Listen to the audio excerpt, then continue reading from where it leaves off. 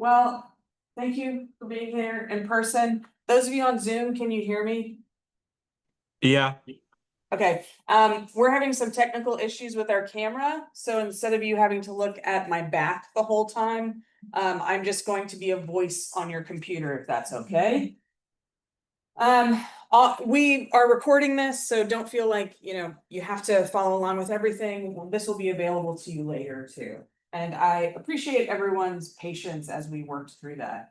I am Bonnie Garcia Glockner. I'm the Associate Director for the Office of National Fellowships. Here with us is also our program coordinator, Ting-Yi Liu. So we are here to help you through any of these processes. We're going to talk about summer research opportunities, but our office is not just about that. We help students with so many different awards. And I think the really nice thing is that none of the awards we work with are really major specific. So though we're talking about this today, there are plenty of other opportunities if you wanted to look at going abroad or doing language or whatever. All of those would still fall under an umbrella that you too could apply to. So we're going to go ahead and kick things off. And again, thank you for your patience.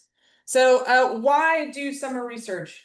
I mean, obviously, if you are in a STEM major, you're planning to go into some sort of STEM field, you know how important that is. Right now, right, going to like med school, it's not enough anymore to just have good grades and volunteering. You have to also have research experience. If you're looking at grad school, which is becoming more and more competitive in any of the sciences, they want to see that you have some undergrad research experience. So that all being said, not every program on campus has enough spaces for undergrads to partake in undergrad research. And so we're going to talk a little bit about some of the other opportunities that are currently around the nation and around the globe that you could apply to at really varying times throughout your academic career. So I totally understand that this is a little like drinking from a fire hose. I don't expect people to have all of this down, which is why we record these. But if there's one or two that pique your interest, maybe jot those down and, we can make an appointment later to talk about how that works for you. Yeah, okay. So we're going to kick it off first with the National Science Foundation's research experience for undergrads. Are people familiar with this? Have you heard of this before? Some? Okay, cool. So the REUs were established as a way to be like a gateway into research for undergrads. So when it was first established, the idea was just that students who maybe didn't have access to research opportunities could apply to different programs around the United States for I think in the beginning it was only like 5, but now it's about 10 weeks summer experience. It has since grown quite large. There are some offerings now that are in the UK and some of the Pacific Islands, I believe. So it's a very well-funded opportunity to go to another institution and do research. It is open only to US citizens. You do have to be enrolled in a degree program, but they really like to position themselves as like sometimes the first opportunity for undergraduates to do research. Like much of the fellowship world, the requirements for each of these really depend. So different institutions will say, well, we want people to write, 3 essays that do X, Y, and Z for their application. Another one will say, well, we just want one essay, but it includes all 3 of those topics. So it really just depends on the institution. Also, how much they've been awarded will dictate how many people they can have come to their institution. So some of these cohorts will be quite large, on the order of like maybe 10 undergrads with you. Some of them can be pretty small, maybe like, you and 2 other people there for the summer. There's no limit to how many you can apply to, which I think is really nice. So if maybe you want to continue doing research that you're, doing here, you just want to see it done at a different lab. Or maybe you also have this idea of like, well, what if I went to another lab entirely, a different discipline, so that I could maybe learn those skills for the summer? You could apply to both of those programs in the same summer, right? Only get one, but you could apply to both of them. So it's a really nice, well-funded opportunity to go do research at another institution. We've had people use this as like the way to test whether or not they want to go to grad school at a particular place, so they get a chance to work with someone there. So definitely worth taking a look. You can see here there's multiple projects all over the country, and this isn't even, I think this map now is like 2 or 3 years out of date. But it's not just open to STEM majors, which I think is important. So if you're looking at like policy work or education in STEM, there's also opportunities for that as well. Now, the offerings for these REUs change every year. And I will fully admit that this website, not a whole lot of fun to navigate, okay?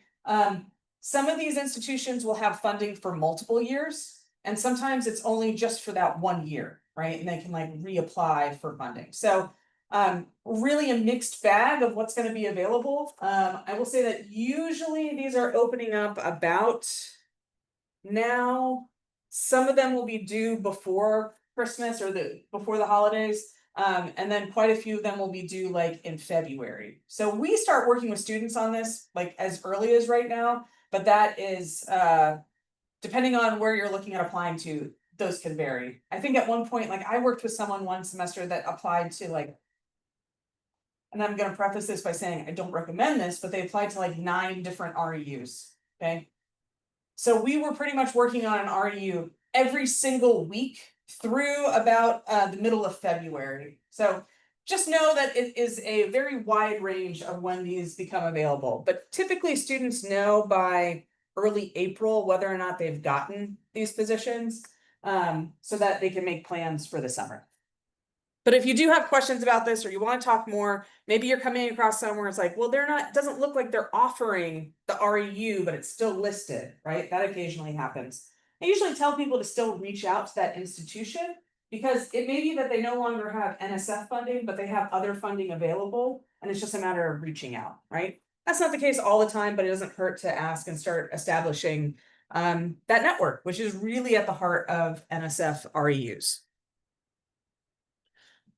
So the next one I'll mention is this Naval Research Enterprise Internship Program. There are a few of these that are run out of different branches of the military, but the basic idea is working with researchers in those branches. In this particular one, it's due November 1st, so there's not a whole lot of time. But it does give you a really nice opportunity to do about 10 weeks over the summer. The 47 lab placements, I think, was last year. I don't know if that number has changed. What's nice about a lot of the programs that are through like the naval, through the Navy, through the Air Force per se, they are pretty well funded and continually well funded. But in some ways, it's almost, thinking about all of these, they're all sort of just those REUs. It's just a different governing body in a lot of ways. So again, a really cool opportunity to do this over the summer. If you are new to the program, you have a little bit less, but if you're returning or you're planning to go back to that same place for the next summer, you could be getting a little bit more. Yeah. People like the military, you're like, no, not typically. Yeah. You have to think too, like some of these people, they end up just being, not just being, but they're contractors. Yeah. So they're not, the researchers aren't necessarily employed directly by the Navy, but they're Navy contractors. Yeah. I like to point this out, right? There's some of these awards that are available to graduating seniors as well, or even alumni. Our policy here at ONF is that until you enroll elsewhere, you are still ours and still have access to the office. So if there are ones that interest you, but maybe this isn't the time to do it, or maybe you're looking at graduation soon and you can see it sort of down the line, you haven't aged out of a particular program, come talk to us because we're happy to help with those applications as well, as long as it falls under that idea of, fellowship awards. So I'm going to be looking at you guys a lot. So, okay. The next one I'll mention is the Hollings. Have people heard of this before? Anyone in the chat with a thumbs up? No? Okay, cool. Well, you're gonna hear about it now. So the Ernest F. Hollings, this is through NOAA. This is a really, really incredible program that provides an amazing amount of funding for 2 academic years. And you are placed in a full-time summer internship that second summer. So people in their sophomore year would be applying for this. They'd have funding for junior and senior year. In between that junior and senior year, they would be doing a NOAA internship. So the same student that applied to 9 REUs, which again, don't recommend. They also applied to Hollings. They received the Hollings. It turned out that when she did her summer internship, the person she did the internship had a graduate student that she worked with. Well, the graduate student then graduated, and the same year that she did, he went on to go establish his own lab and invited her to come do her PhD with him. So, like, again, a lot of this is making those connections in your field, finding the people that are doing research that really interest you, and then trying to make the most of those connections. That wasn't something that she expected. She wasn't even sure if she wanted to do graduate school, but here was this opportunity to do research that she knew she loved, having done the Hollings.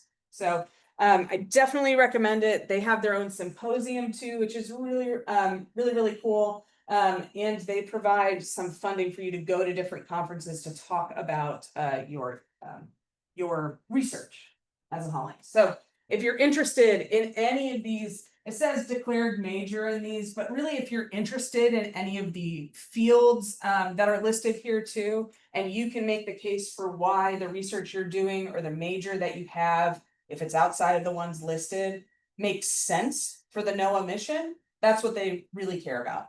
So the application is looking at what are your sort of plans in furthering the NOAA mission through your own research and work. So if you can make the connection, that will aid you well in this. Yeah. So, and a lot of these you'll see they have like, there's some sort of online application, there's some written components. You usually have to have letters of recommendation to some degree. You're like, well, I don't have letters of recommendation, or I don't know who to ask for that. Start making connections with faculty members now. If you're working maybe in a lab and you're working primarily with a graduate student, right? It's not uncommon to have letters where it's like co-signed by the PI, but it's from the perspective of the graduate student that actually worked with you, right? So just thinking now about like, okay, which professors maybe do I really like their classes? Which professors have provided the best guidance, maybe career-wise? And if you're one of those people that's like, well, I don't really go to office hours because I don't need it, stop that. You should be talking to your professors. If not now, at some point, you will need a letter of recommendation, and you want someone who is able to speak to not just your abilities in a classroom, right? But the actual interest you have in your field. So much of STEM is showing that there is a longevity of interest in what you want to research or what field interests you. You want other people that can also speak to that for you. Okay. So start thinking about that now. Who could be writing those letters of recommendation? This particular one is due in January, the end of January. I typically start sending out emails for this in like mid-November of just like, hey, if you're interested in Hollings, come talk to us. Because it is one that having a little bit of help with that is beneficial. The essays, it says one essay, but I think there's multiple now. They've divided it up into like 3 or 4 different essays. So all the same material asked, but just in a different way. Okay. Was there a question or anything I needed to? Okay, cool. Oh, wait a second. Yeah, sure.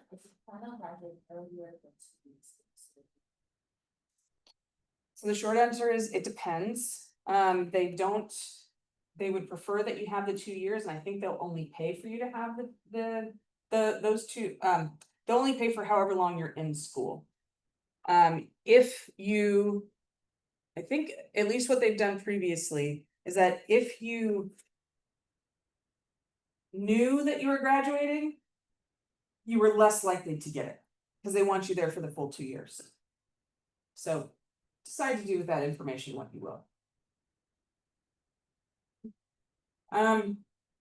Okay, DAAD Rise or DAAD. This has a much longer name that I unfortunately can never remember, but it's essentially a German research exchange program. Not really exchange, just a German undergraduate research program. So DAAD Rise, again, it's a little like an REU. So the portal opens, you go in, but this time you can only do 3. And you have to write cover letters that are specific to those 3 labs. And those cover letters aren't just about the research that's being done, they're also about the region. So thinking about, Germany in particular, so rich in research institutions, right? So you going to do a research project somewhere, that's not just you at that host institution, it is also at, maybe institutions that are around there, other universities that you might be working with. So as you're thinking about making those selections of the 3 institutions you might want to work with, I think it's also worth it to keep in mind, like, well, what else is around there that I can speak to in that application? So like I mentioned, I mentioned that because for places like, it's funny, it's kind of German FSU, it's Friedrich Schiller University. They've shortened to FSU and they gave me a bag that was maroon. That sounds like German FSU to me. Anyway, that town where it is in Jena is surrounded by, I believe there's 2 Max Planck Institutes in that same town. There's also a I'm gonna forget it now, but it's a lens company that makes a bunch of the microscope lenses in that town. So like when you're applying to work there, right, if there was an REU for the summer or a DAAD Rise program in that summer, your access to institutions is not just beholden to the institution where you're applying. You suddenly have access to symposiums at places around there, right? Talks that might be not available to you elsewhere. So it's a very, very cool program. They offer about 300 of these every year. You don't have to know German. They help with housing. I mean, it's, you're getting to do research in Germany with a graduate student. Yeah. So I was just gonna ask, like, Sure. when you say like research, is it like just like a variety of like different, I guess, like topics all together? It's not like specific, like the Hollings scholarship? Yeah, so it's very similar really to like the website, again, hard to navigate, so kind of like the NSF REU website. Where it has the different labs that are available for the summer and it tells you what the labs are working on. So when you're picking the 3, you know what they're going to be doing as far as research, who you're probably going to be working with based on that, so that when you're writing the cover letters, it is very specific to those institutions and that program. Yeah. Yeah, it's a very, very cool program. I don't know how to describe it any other way than that. A really interesting opportunity to go abroad and get to do research. And I know for some STEM fields, especially, like, again, that network is huge, right? So now it's not just you and the people that you know at FSU. You have so much more access on an international level. Applications for that open, I believe it's November 15th. And then they, actually, I think they close November 31st. So it's usually like early December, and I think this time they just made it November 31st. Not a whole lot of time. So it's really going in there, deciding where you want to go, writing those out, and getting done with it. October 15th, that's it. Okay, whew. All right. Still, October 15th to November 31st, not a whole lot of time in the world of fellowships. So that would have gone live yesterday. Cool. There should be some really interesting opportunities in there. You do have to have a letter of recommendation that's from a senior faculty member. So again, start talking to people now if you haven't started making those connections, but especially if you have a class that you enjoy and there's a professor that can speak to your abilities, even if you haven't made that connection now, start talking to them, right? You can be upfront too. I mean, they all know y'all need letters of rec. That's not like some hidden secret, right? So like, I'm really interested in doing this program through DAAD. I have this opportunity to potentially go to Germany to do X, Y, and Z, right?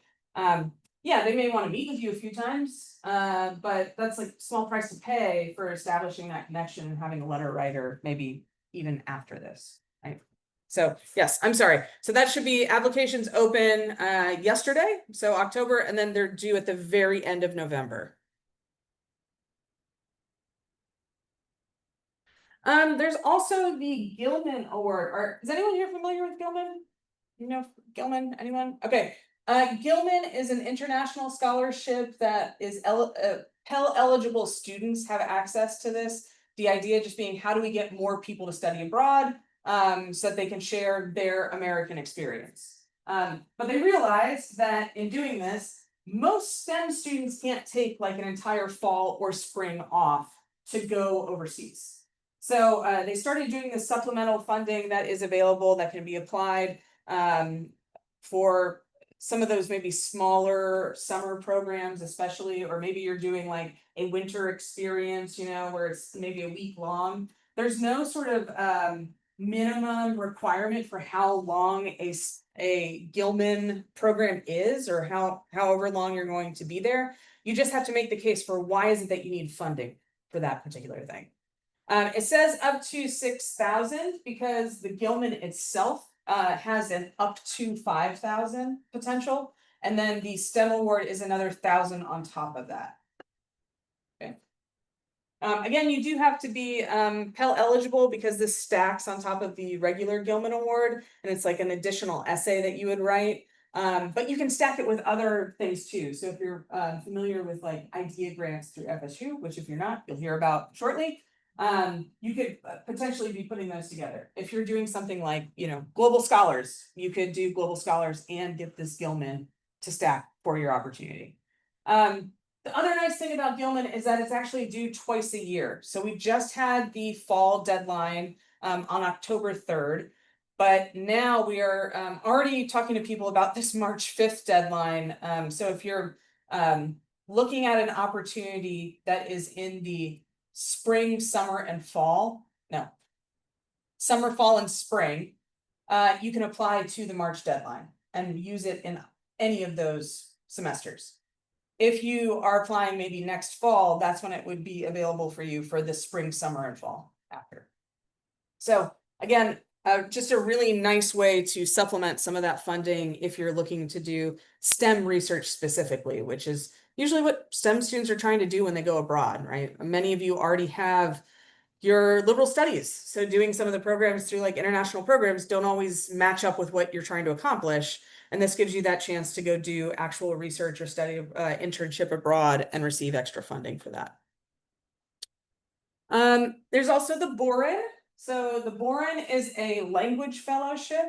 This is a, it was started by the Department of Defense to increase the critical languages that they need more people speaking, essentially. So when you are going on a Boren, the idea is that you will come back and you'll eventually work for the government for 1 year, preferably in one of what they call their tier 1 agencies. I know this is really small. Well, you'll be getting a copy of the public link for these slides, so don't worry.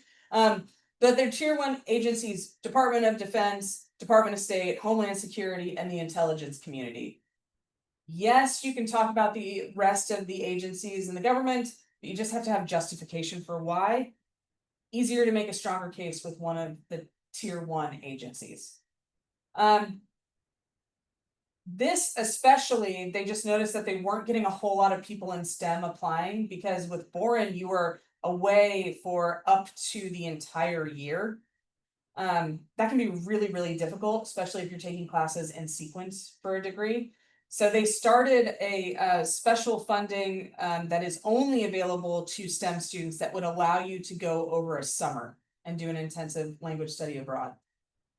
They pay for you to do the language study in a few ways. You can either find an institution that maybe has an immersive program and your application is writing about how maybe the research you want to do, how is that crucial to national security and why do you have to know this language, right?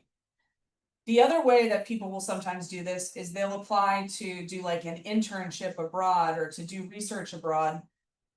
And they make the case that, okay, I'm going to be doing that, but in the background, 20 hours a week, I'm hiring a private tutor to learn the language.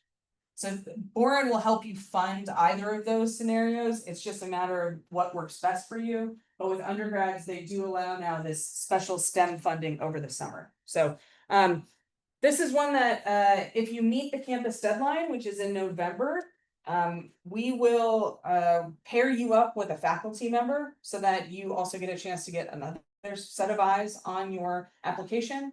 And they will fill out what's called the campus evaluation form. So it's kind of, in some ways, like another letter of rec, right? That just says, yes, we endorse this candidate from Florida State. It's not required, but it's less likely that people get it if they don't have that additional stamp. So we really encourage people to work with us when they can. So if you're interested, this is actually a really nice time to talk to us about the board, see if that fits with your plans. I do want to point out that it's not like you do Boren, you come back and you immediately have to work for the government for a year. They actually allow you 3 years grace period after you have graduated. So if you're doing this in between, say, your junior and senior year, that clock doesn't start until you graduate. If you decided, you know what, I really want to go to graduate school, that's maybe that makes more sense right now. Your clock gets paused and doesn't start again until you're done with graduate school. So it's 3 years, right? But you have a lot of time to take care of that. And if anything, you're more marketable for a government position if you have, that master's degree afterwards. So it's only in your and their best interest to have you further your education afterwards. So really cool opportunity that I don't think a lot of STEM students tend to think about as like being able to do an immersive language study, but this is something that is available to you all. And for that shortened amount of time, it's hard to beat that. One of the last things I'll mention is that our friends over in the Center for Undergraduate Research and Academic Engagement, you may know them as CRE. If you come to HSF, they are right down the hall from the Office of National Fellowships. So they are on the 3rd floor. There are 2 grants that come that are administered through their office. The first one is the IDEA grant. So a lot of people use this because it funds their own research. So they'll use it like for honors in the major, right? To be able to finish that out, maybe work for a summer. So we have, there was someone who was doing research like in Apalachicola, and they knew that like, well, I'm not going to be able to maybe go down there all the time to do my research this summer because I have to work, right? And so doing something like this, like an IDEA grant, and having that paid for, afforded them the chance to be able to go down there regularly, do that research, and not have to worry about like that second, third job, right? You can get it for your own work, but you can also do it for a group. So if you have like a group project that you're working on, or maybe there's multiple, undergrads in your lab that are working together on a larger project, this could potentially be funded that way too. That is due in February. And then on top of that, there is what's called the, the Tyler Center grants. So the Tyler Center is Tyler Center grants are a subset of the IDEA grants. But essentially, like if you're doing research that is also going to be abroad, this can be stacked on top of that. And then you're a Tyler Fellow. So they have their own symposium too, where they invite people to come out and talk about their research career.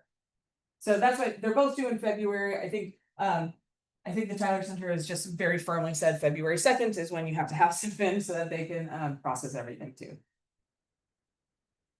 Okay. So again, there's opportunities obviously that are outside of FSU, but there's also a ton of opportunities that are in FSU. One last one that I'll mention, this is one of the outside of FSU ones, is the Barry Goldwater Scholarship. This is for students that are really, really interested in going into a career in research science. So traditionally that has meant just sort of core STEM careers or STEM opportunities. In recent years, they've added like folks that are planning to pursue an MD PhD can also do this. You just have to show that, yes, I'm pursuing the medical degree as part of that, but the primary job that I plan to do, the primary career is still going to be focused around the research side of that. Again, a very well-funded opportunity. How do we make it so that students can focus more wholly on just doing research at the undergrad level? But a very, very cool opportunity. Right now, I'm working with students on this. So do we have a deadline on there? No. Okay. I'm working with students actually on this right now. If you're interested in applying and you are a sophomore or junior who's already doing research, this is the time to come talk to us. If you're maybe a sophomore or a freshman who's like, I don't have the experience yet, I don't have the program I want to talk about, still come talk to us. We can start talking about like, what do you need to do now to make yourself maybe competitive for applying next year, right? Okay, so just basic tips for success when it comes to these STEM fellowships in particular. When you're writing these, it's not enough just to talk about your goals, but you want to talk about how do those goals align with whatever institution is awarding these funds, right? My favorite is I had a student, this is not exactly fellowships, but I had a student that was working on like med school applications. And they kept talking about wanting to be a surgeon and working in these like high risk areas and all this stuff. And when we looked at the actual school they were applying to, the school was very into rural medicine and like general practitioner, rural medicine. It's like, okay, so now your letter doesn't match that mission at all. So why should they choose you as opposed to the people that really show a want to follow that mission? So as you're writing these, always thinking about, is this actually aligning with the mission? But also if it's not, is this opportunity really going to align with my goals too? Do I want to take the time to apply to something that doesn't mesh with what I have planned? Okay. In the fellowship world, our favorite phrase is it depends. So always be checking application deadlines and planning ahead because some of them will be due very early and some of them will be due very, very late. It's just entirely up to the governing body that is deciding recipients. So really, really important to be looking at all of those. I would say typically for us, you want to give yourself 4 weeks, maybe at a minimum, right? And 8 weeks at a max to start working on some of these applications. So you want to make sure that you have plenty of time to work through the bits and bobs of this, to request letters of rec and not be like, sliding into home waiting for that to be submitted by your letter writers. I mean, that might happen anyway, but you don't want it to happen if you can avoid it. And also just seeing like if there are other opportunities that make sense with what you want to do, right? So if you're going to write an application where you have to talk about your goals and your dreams and your deeply held beliefs behind, medicine, and you have 350 words to do that, it would be nice if you could use those 350 words elsewhere too, to just further your cause, right? So talking to us too about like, okay, this is what I'm applying for, but are there other things that I should consider? Or looking on your own too. There's so much information out there. We're happy to help you sift through it. But it's really nice if you too have an idea of what really matters to you and what you want to apply to. In any application, not just with STEM, you want to make sure you are very clear about why you're applying and how it works into your goals. And you're wanting to show the reader, not just tell them things. If they wanted you to tell you things, they would just say, please, send us a written form of your resume. And that's real boring to read, right? So thinking about, what is the reason I'm really interested in dinosaurs? This is my personal experience, okay? Dinosaurs are cool, they're really big, and they lived a really long time ago. Awesome, you can find them now. No, for me, it was because I remember my brother screaming and running down the hallway at 4 years old because we were stepping into a natural history museum. And my instinct was to go towards the roaring coming out of Dino Hall, right? That is way more descriptive about the origins of where I got interested in dinosaurs than just saying, I like dinosaurs are cool, right?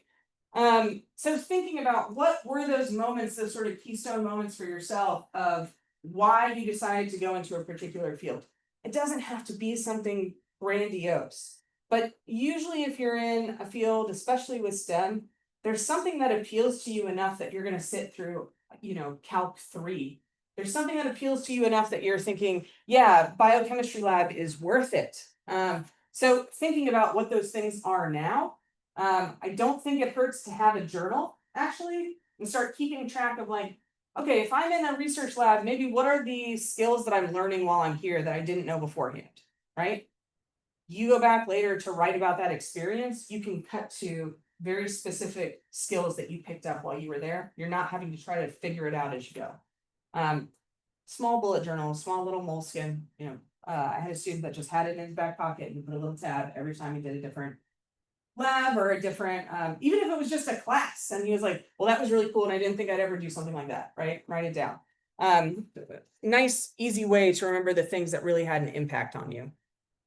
And we talked about letters of recommendation. We don't need to beat that horse anymore, but it's important. Talk to people, start making those connections.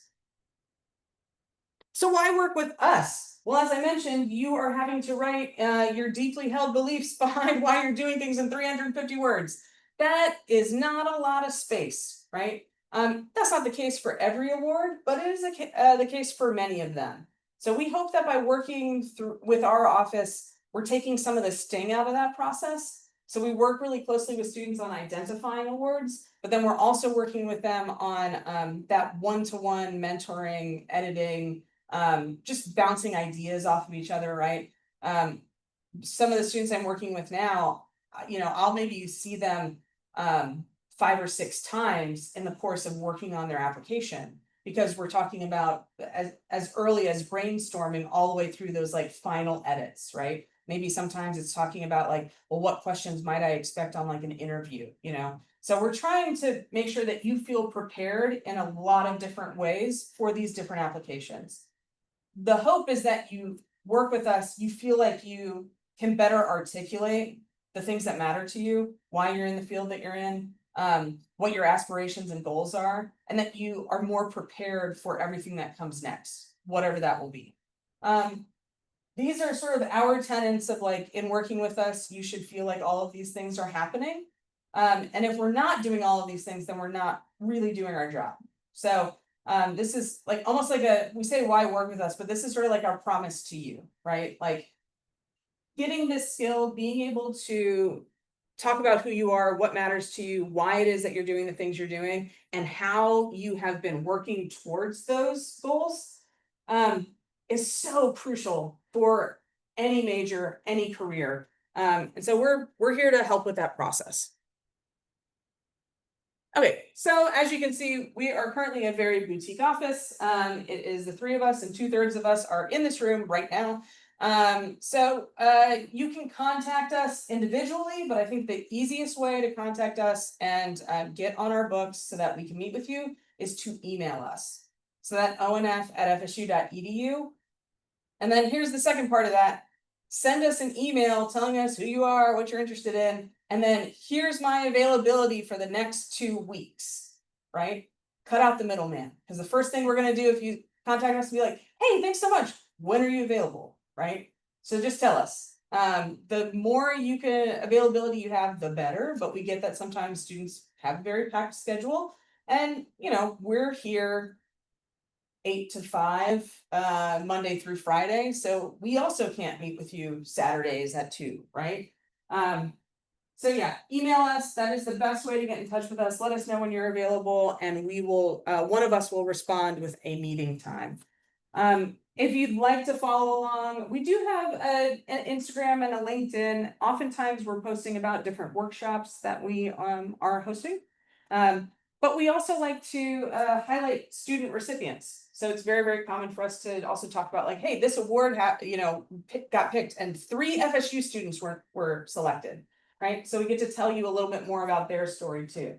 I would say we also have a very active alumni network. So when we can, we try to bring them in, have them talk about their story, do panels that way too. I've also just had people that been like, well, I really want to apply to this. Like, is there anyone I could talk to who's received it, and it's not uncommon for us to go, yeah, hang on, let me, check with someone to see if I can put you in touch. So please, please, please, we are a resource here for you, and we would love the opportunity to talk to you more about what you want to do, whether that is in STEM fellowships or elsewhere. So that is it from me. 40 minutes. So does anyone have any questions?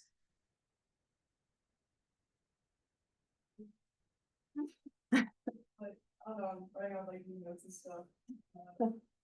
It's really cool. Good, yes. So like just when I'm getting for the Boren Award, Mhm. it's like typically they're trying to find like students learning languages in like Africa/Asia. Or I mean, one of the biggest ones that people wanna learn is Russian.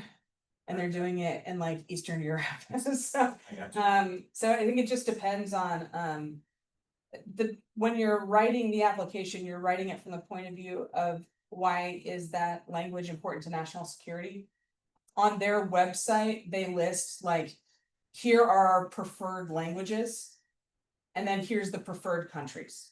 Yeah. So like, for instance, Russian, they're not gonna send you to Russia. Right? But maybe they'll send you to Latvia, maybe they'll send you to Kyrgyzstan, right? It's like there's a chance there for you to talk about what's the relationship between, Latvia and the US that makes it so primed to study Russian there, right? So there are more people who are kind of focused on like, I get like national security, stuff like that versus what, cause like I'm gonna be going to med school and stuff like that, so it's like my career is less aligned with working with the government. I mean, but there's so many jobs in the government. Yes. Right. It's like, So I have had people that are applying to Boren where they are interested in med school, but they want to do like Portuguese. Because they know they're going to be working with large Portuguese populations and they want to be able to better talk about that. And then they'll talk about working in one of the agencies. I think the nice thing is those tier 1 agencies have so many, or tier 1 departments have so many agencies that are built into it.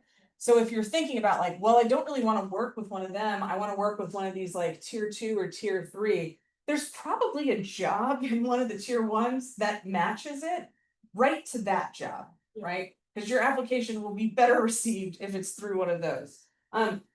What you're trying to do though is just show that you can see the connection between all of that, like your goals, the language, the country. There's not any sort of one way to approach what is important to national security. gotcha. I've had people write it as like, well, soft diplomacy is really important, especially in Turkey and Azerbaijan, right? And so they're talking about working for something like the Bureau of Educational and Cultural Affairs.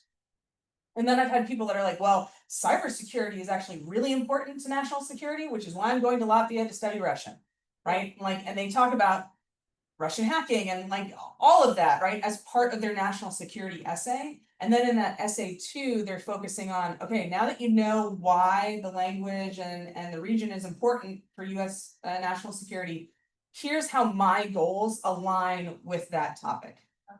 Yeah, so I mean, there's a lot of ways to approach that. And I think that's sometimes when we say like, oh, you're gonna work for the government for a year, like klaxons start going off for people, they're like, well, I don't want that. Yeah, and it's like, there's so many ways to meet that requirement.